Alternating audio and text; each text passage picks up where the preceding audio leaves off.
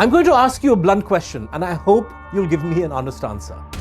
What would the reaction of the BJP, the Delhi police, and our TV channels have been if a 71-year-old Muslim fanatic, angry over the Babri Masjid verdict, had thrown his shoe at Justice D.Y. Chandrachud in court when he was Chief Justice of India? I ask because a Hindu fanatic just threw a shoe at Chief Justice B.R. Gavai, claiming he was upset by remarks India's top judge made on Vishnu and against the use of bulldozers by state governments like Yogi Adityanath's. Would Narendra Modi take 8 hours to condemn the attack? No chance. Would the police decide there was no need to file a criminal case? Of course not. The Muslim shoe thrower would have been arrested and charged with sedition or terrorism. And our TV channels would have screamed for weeks about Juta Jihad and other conspiracies. None of this happened because the assailant was a Hindu fanatic and the Chief Justice he attacked was a Dalit, which is why the story vanished from the news.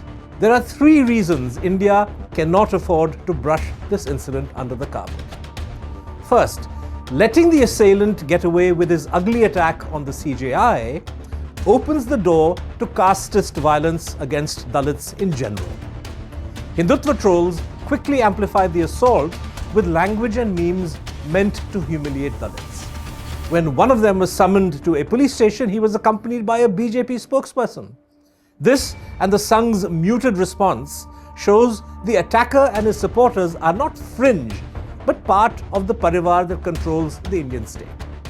Second, the attack on Justice Gavai shows the Hindutva establishment's intent to intimidate, silence, and capture the judiciary. Every method will be used to ensure judges don't challenge the drive towards a Hindu Rashtra.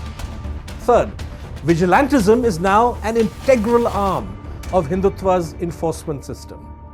What party leaders, mobs, or pliant officials can't or won't do is outsourced to vigilantes.